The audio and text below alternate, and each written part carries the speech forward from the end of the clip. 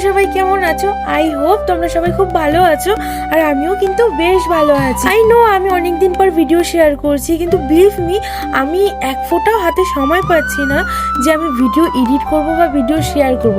তাই আজকে স্যাটারডে, আমি বাড়িতে রয়েছি, আমার কলেজ বন্ধ, তাই আমি আজকে একটু হাতে সময় পেয়েছি যে এই ভিডিওগুলো তোমাদের সাথে শেয়ার করব। আর আজকে তো আমি ভীষণ হ্যাপি। কারণটা কি জানো? কারণ হলো এই বিয়েবাড়ির সিজনে আমি ফার্স্ট বিয়েবাড়ির নেমন্তন্ন পেয়েছি, যেখানে আমি, জেম্মা, দিদি আর জামাইবাবু চারজনে গিয়েছিলাম। আমাদের তো নেমন্তন্ন ছিলই, সাথে দিদি আর জামাইবাবুকেও নেমন্তন্ন করেছে। আর বিয়েবাড়ির নেমন্তন্ন ছিল সোনাপুরে। আমাদের শিলিগুড়ি থেকে সোনাপুর যেতে ওই 1 ঘন্টার মতো লাগে।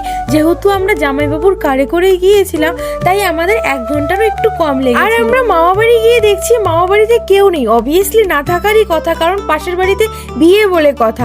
বাড়িতে কি কেউ শুধু শুধু বসে থাকে বলো? আমরা এসেছি মাত্রই কিছুক্ষণ হলো, ইতিমধ্যেই দেখছি রাস্তা দিয়ে জল ভরতে যাচ্ছে, তাই সবাই আমাদের টেনে নিয়ে আসলো। এরপর আর কি আমরা সকলের সাথে ডান্স করতে করতে চলে গিয়েছিলাম জল ভরতে। না আমরা মোটেও ডান্স করিনি, আমি তো একটু মজা করলাম। যাই হোক, কিন্তু সকলের ডান্স দেখে আমার তো ভীষণ ভাবে ডান্স করতে ইচ্ছে করছিল, কিন্তু আমি করিনি। আমার ভীষণ লজ্জাও লাগছিল, তাই আমি ডান্স আর করলাম না। আর এই যে এটা হলো আমাদের ছোট মামি, কি মিষ্টি লাগছে না বলো মামিকে আছে। আর অন্যদিকে আমার ভাইয়ের তো ডান্সই শেষ হচ্ছে না, কোন জলের মাঝখানে গিয়ে ডান্স করছে দেখেছো। আর অন্যদিকে আমার জামাইবাবু কোন জঙ্গলে ঢুকেছে শুধুমাত্র আমার জন্য একটা ফুল তুলে আনার জন্য।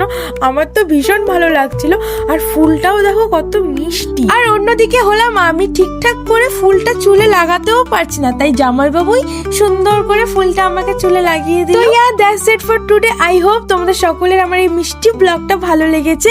এরকম আরো সুন্দর সুন্দর ব্লগ দেখার জন্য আমার চ্যানেলটিকে প্লিজ সাবস্ক্রাইব করে নিও। আজকের জন্য তাহলে টাটা, বাই।